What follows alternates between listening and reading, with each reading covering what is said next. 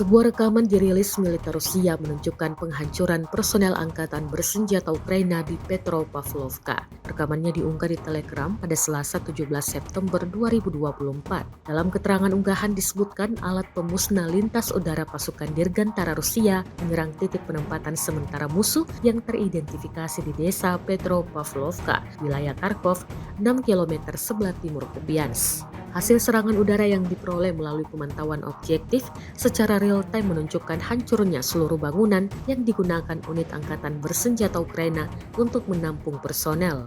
Pengintaian Rusia memperkirakan kerugian militer Ukraina mencapai hampir 3 lusin personel militernya.